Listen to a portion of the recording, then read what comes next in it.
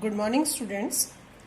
अब जैसे last class में हमारा foreign exchange rate chapter finish हुआ, तो हमारी जो यूनिट थी that is the be balance of payment, and balance of payment has the two chapters, the one is the foreign exchange rate, the other one is the balance of payment.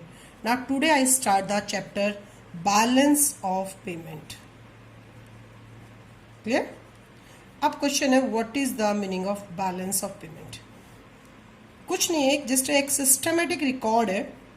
It is an systematic record of all economic transactions, all economic transactions, it means in the monetary forms, between residents of a country and rest of the world. It means of a country, यहाँ पे हमने अपनी domestic country home country को ले लिया, that is India, and rest of the world foreign countries से जिसमें भी हमारा इकोनॉमिक ट्रांजेक्शन हुई है, जैसे Japan, America, Singapore, XYZ. Rest of the world carried out in a specific period of time. Specific period यहाँ पे हम लेंगे अकाउंटिंग ईयर को, ठीक है. And what is the accounting year? Do you know already? You already know. Clear? The from 1st April of this year and the 31st March of the coming year. तो during an accounting year जितनी भी economic transactions हुई हैं between residents of country, मतलब हमारी country के residents and हमारी country के रेसिडेंट्स की जो रेस्ट ऑफ द वर्ल्ड के रेसिडेंट्स हैं उनके साथ, तो जितना भी पैसा आया, जितना भी मनी गई, विच money? Only the foreign exchange. Clear हो गया? तो एक पूरी ड्यूरिंग एन अकाउंटिंग ईयर जितना भी हमारा इनफ्लो ऑफ फॉरेन करेंसी हुआ, जितना भी हमारा आउटफ्लो ऑफ फॉरेन करेंसी हुआ, उसका एक प्रॉपर रिकॉर्ड जो मेंटेन किया जाता है, जो गवर्नमेंट कर रही है, that is the balance of payment. क्योंकि ये रिकॉर्ड रखना बहुत ही इंपॉर्टेंट है. बाद में पता चलेगा क्यों रखना बहुत ज़रूरी है. तो सीधी सी बात, एक सिंपल सा मीनिंग दे दिया, एक systematic record of the all economic transaction. कौन सी economic transaction? Only that is the foreign currency between the resident of a country and the rest of the world. एक स्पेसिफिक पीरियड ऑफ टाइम दिया, तो आपको specific period of time पे focus करना है. Economic transactions means foreign transaction जो भी inflow हुई है और जो भी आउटफ्लो हुई है, और दो कंट्रीज के बीच में. जैसे मेरी कंट्री, मैंने अपनी कंट्री, हमारे यहाँ पे ऑफ ए कंट्री हमारी डोमेस्टिक कंट्री है, and rest of the world जो भी हमारी रेस्ट ऑफ द वर्ल्ड के साथ अमेरिका, जापान, सिंगापुर के साथ जो भी हमारा ट्रेड हुआ है. क्लियर हो गया? तो this is the meaning of, और you simply say the simple in the simple form सीधी सी ये बोलेंगे, it is the accounting statement, it is the accounting statement of a countries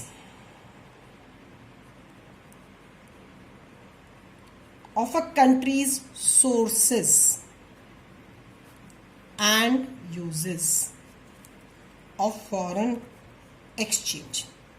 I think ये जल्दी समझ में आ जाएगा आपको. अभी लास्ट चैप्टर में हमने पढ़ा from where we get the foreign currency and फिर we from where we use the foreign currency. Foreign currency कैसे आई हमारी कंट्री में, एंड फॉरेन करेंसी का हमने क्या यूज किया. अगर हम एक प्रॉपर रिकॉर्ड उसका ही मेंटेन कर ले, पूरा एक रिकॉर्ड मेंटेन कर लिया कि how much foreign currency comes from the rest of the world and how much foreign currency used by our country, ठीक है. तो इसका एक हमने प्रॉपर रिकॉर्ड मेंटेन कर लिया, तो that is the foreign, that is the meaning of the balance of payment. तो सिंपल से it is a record, it is the accounting statement of a countries sources and uses of foreign currency. Clear हो गया? अब according to this, अगर एक simple से मैं sentence बोलूं, it is a flow concept.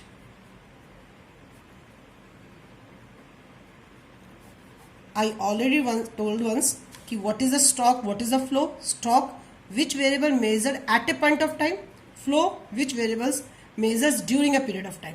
तो जब हमने एक पहले बता दिया, ड्यूरिंग एन अकाउंटिंग ईयर का पूरा रिकॉर्ड मेंटेन किया है from 1st April of this year and the 31st March of the next year.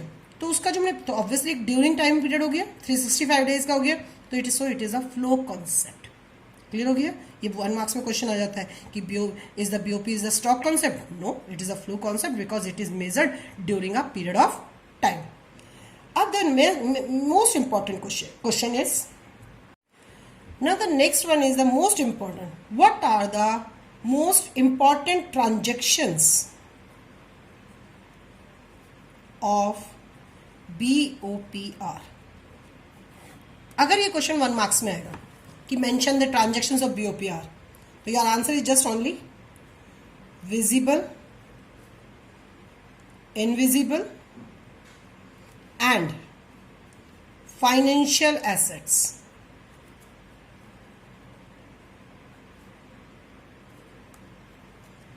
And liabilities. You mention only these. Clear?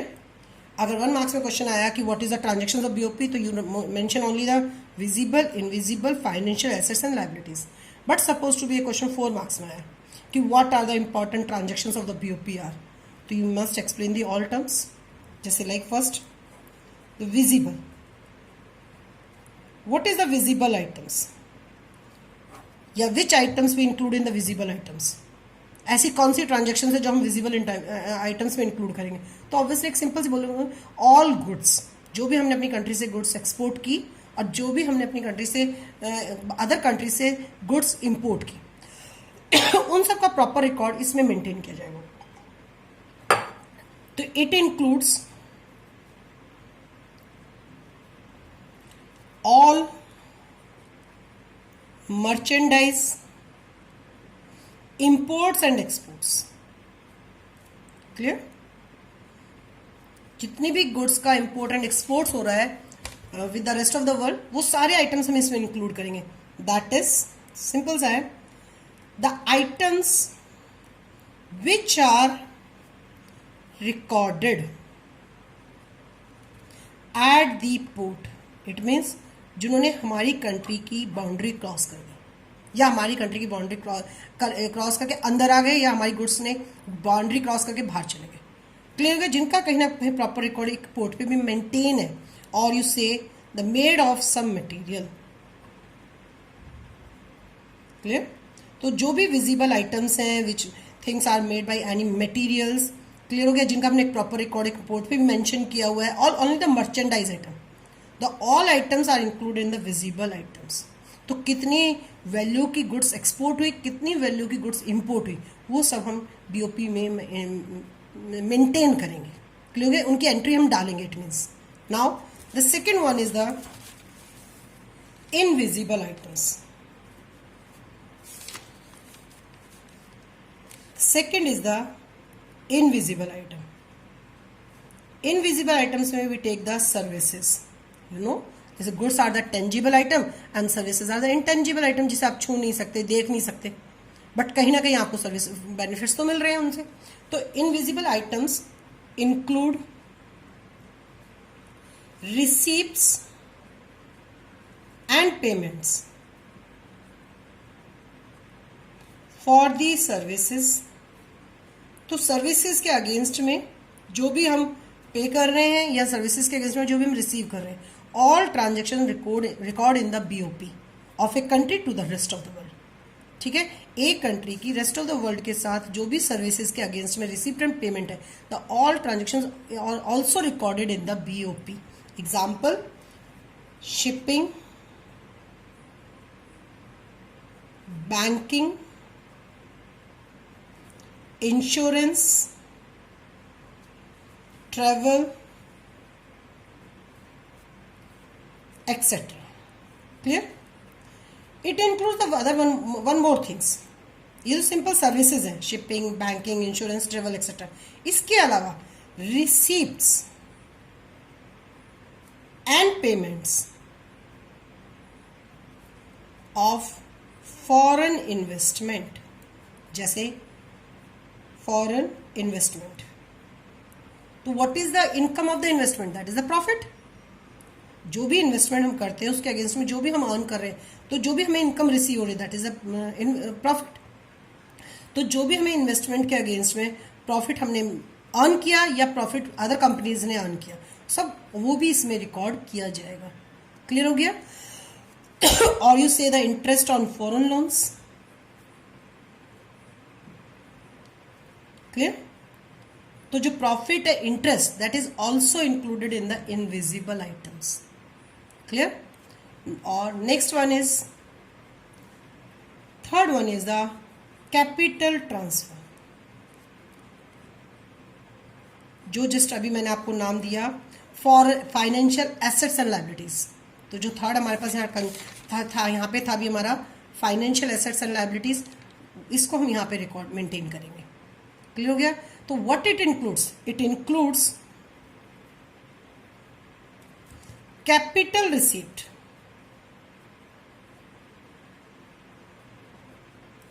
And capital expenditure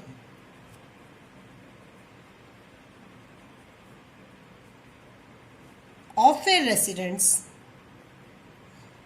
of a resident country. ठीक है? जैसे borrowings and investment amount. अब आप बोलेंगे investment तो यहां भी था ना, यहां पे इन्वेस्टमेंट नहीं है, यहां पे receipt and payment of foreign investment है, that is in the form of the profit. But how much investment, that is recorded in the capital transfer. तो capital transfer includes main three transactions, main the two transactions. The one is the borrowing, the other one is the investment. ठीक है? Either borrowings from abroad और lending to abroad, या either foreign direct investment or you say the investment in abroad. The all transactions are recorded in the capital transfer. Once again I explain. First we take the all visible items. Clear? In this item we take only the goods. The second one is the invisible item. In this we take only the services. Services के against में जो भी receipt and payment है, that is recorded in the BOP. And the third one is the capital transfer. Whatever the borrow, whatever we lend, whatever we FDI amount या investment in abroad amount, the all amounts are recorded in the capital transfers. Clear हो गया? तो on the behalf of this कि what type of the entries in the BOP? तो BOP state has the two types of the entries. BOP statement has two main entries. The one is the credit side, the other one is the debit side. Clear? It means BOP statement has a two type of the entry. The one is the credit, one is the debit. In the credit side, what we include? The all transaction by which there is the inflow of the foreign exchange. Clear here? All transactions by which there is a inflow of foreign exchange. जिस भी transaction से पैसा आ रहा है, inflow हो रहा है, that is recorded in the credit side. Clear हो गया? Any transactions by which there is a inflow of the foreign exchange, that is always is treated in the credit side of the account.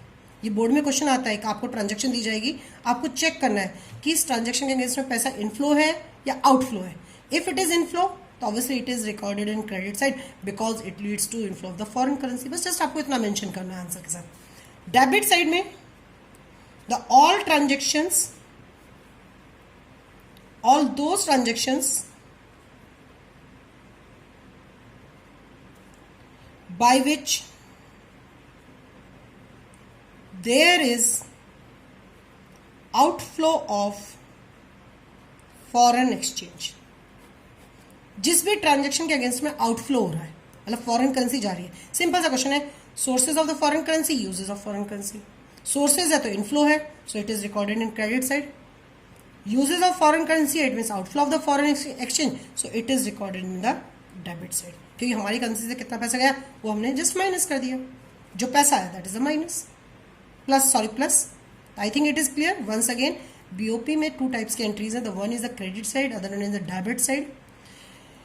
Simple सा हमने पढ़ा था sources of the foreign currency. तो जो भी foreign currency के sources हैं, obviously against that there is the inflow of foreign currency.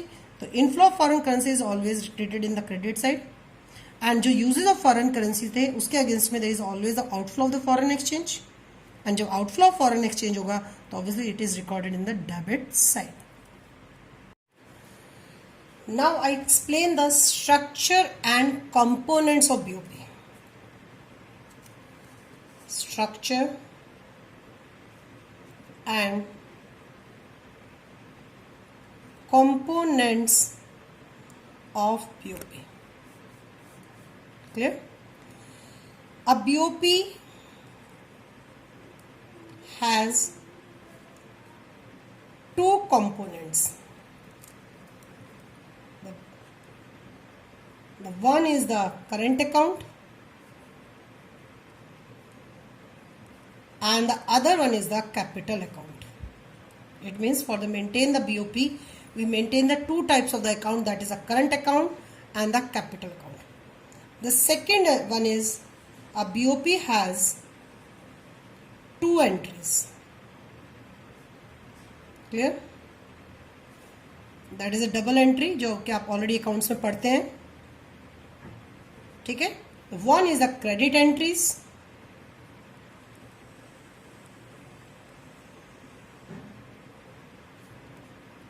and debit entries. Clear?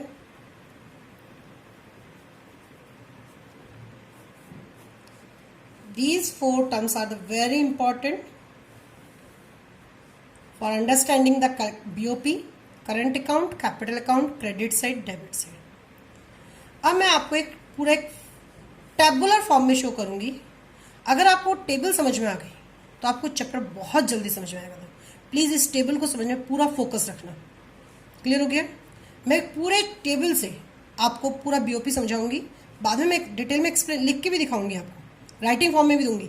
लेकिन फर्स्ट यू लिसन केयरफुली कि मैं कैसे इस टेबल को बना रही हूँ. क्लियर हो गया? Now start. मैंने पहले बोला कि दो एंट्रीज हैं. तो one is the credit side, the other one is the debit side. Credit मतलब जितना भी हमारा इनफ्लो ऑफ फॉरेन एक्सचेंज है. डेबिट साइड मतलब जितना भी हमारा आउटफ्लो ऑफ फॉरेन एक्सचेंज है. अगर आपको इसमें भी याद करने में थोड़ी दिक्कत होती है तो हम ये बोल दें सोर्सेज ऑफ फॉरेन करेंसी,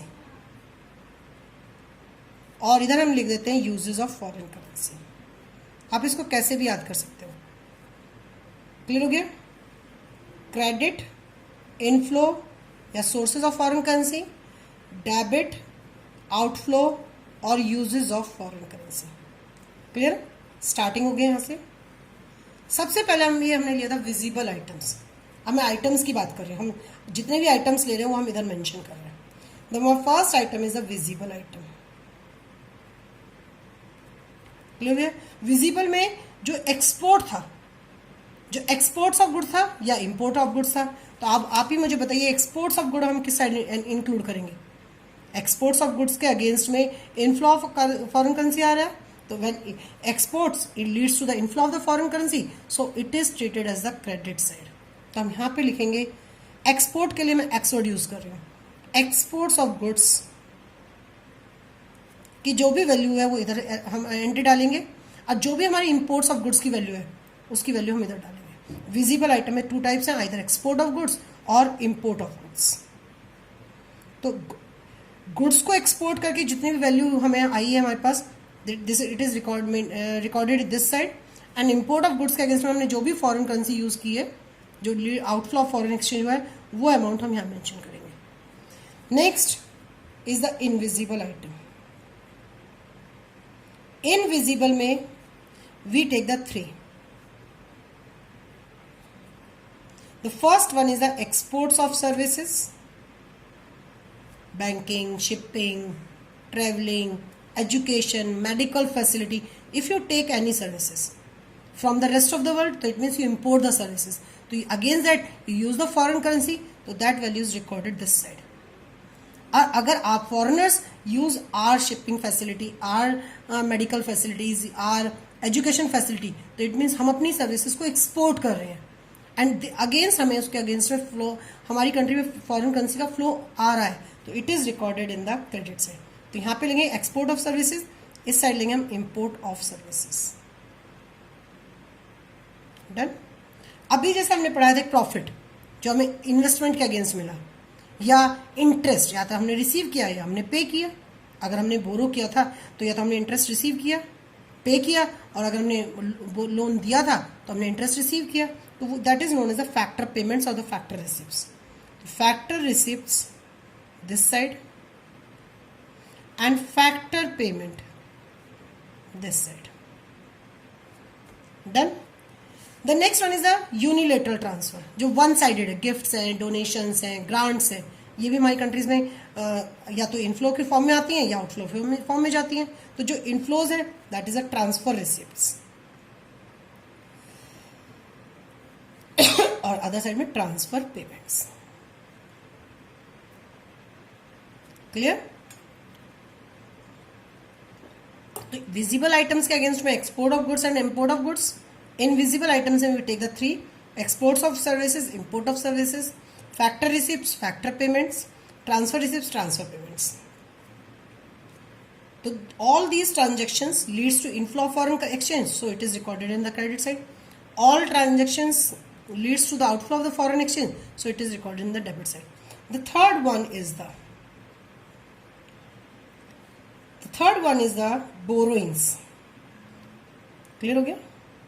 अगर हम बोरोइंग्स को फॉर्म ले लेते हैं, विजिबल, इनविजिबल। बोरोइंग्स के टू पार्ट्स हैं। The first one is borrowings from abroad.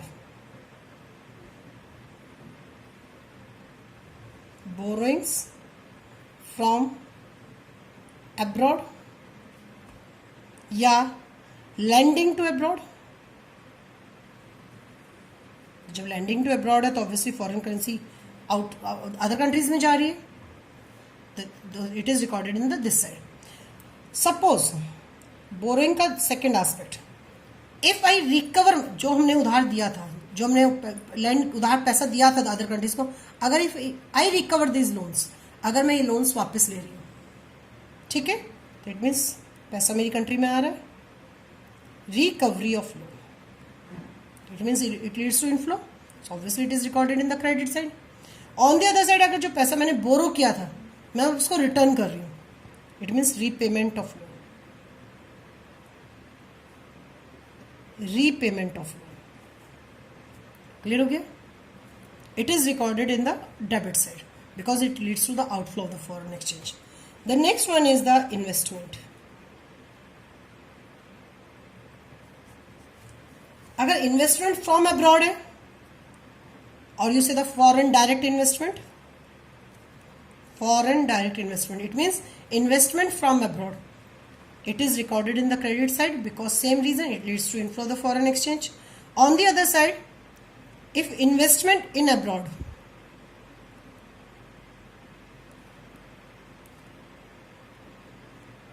obviously इसके अगेंस्ट में पैसा जा रहा है, it is recorded in the debit side.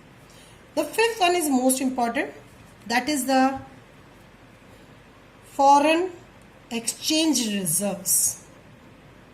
हमारी सेंट्रल बैंक के पास फॉरेन एक्सचेंज का रिजर्व होता है। अगर वो पैसा वहां से निकल के बाहर हमारी कंट्री में यूज हो रहा है, तो इट मीन्स वहां से पैसा डिक्रीज हो रहा है। जैसे आपका पिग्गी बैंक है, जिसे आप गुल्लक बोलते हैं, उस पिग्गी बैंक में आपके पास पैसा रखा है, जब तक पैसा रखा है वो रिजर्व है। लेकिन अगर आपने उसको निकाल के यूज कर लिया, आपने उसको निकाल लिया, तो आपके पास इनफ्लो के फॉर्म में आ रहा है। तो जब वो आपके पास इनफ्लो के फॉर्म में आ रहा है, लेकिन आपके रिजर्व्स में तो क्या हो गया, डिक्रीज हो गया। याद रखना, आपके पास इनफ्लो हो गया लेकिन पिग्गी बैंक से डिक्रीज हो गया। तो थोड़ा सा टेढ़ा सा लगता है कि ये समझ में नहीं आ रहा, कोई बात नहीं। पिग्गी बैंक है आपके पास, ऐसे सेंट्रल बैंक के पास फॉरेन एक्सचेंज रिजर्व है। अगर हमारी इकोनॉमी ने उसको निकाल के अपने पास किसी भी रीजन से उसको इनफ्लो के फॉर्म में निकाल लिया, तो उससे हमारी कंट्री में इनफ्लो फॉरेन एक्सचेंज हुआ, लेकिन रिजर्व्स में क्या होगा, डिक्रीज। तो इसलिए हमेशा यहाँ लिखते हैं decrease in foreign exchange reserves. Clear. और अगर हमारे पास एक्स्ट्रा हो जाता है तो हम उसको वहां पे डाल देते हैं, तो उसको बोल देते हैं आउटफ्लो में। तो इंक्रीज यहाँ पे ऑपोजिट हो जाता है, increase in foreign exchange reserves. तो ये एक मैंने पूरा एक चार्ट बना दिया आपके पास, ये पूरा एक चार्ट है टैबुलर फॉर्म में। See again, all credit side here, all debit side here. ठीक है, अभी मैंने बोला था structure and components of BOP, मैंने कहा BOP has the 2 components, current and capital account. अब इसी में आता है कि मैंने कहां से कहां तक करंट अकाउंट है, तो ये यहां से लेके यहां तक सारा, this is the current account. Okay, और यहां से लेके यहां तक the all is the capital account. This is the structure of the balance of payment कि current account, capital account on the basis BOP has a 2 type of credits and debits. अगर आपको ये चार्ट एक बार समझ में आ गया तो आपको पूरा चैप्टर बहुत आराम से समझ में आएगा। First you focus on this chart only. Now, in the next class, I explain what is the current account and explain its components, what is the capital account and explain its components। और अभी इसमें से बहुत सारे new questions अभी create होंगे आपके पास। Clear हो गया? आई थिंक आज के लिए आपका मटेरियल इतना ही बहुत है। बहुत ध्यान से इस प्लीज को ध्यान से पढ़ना।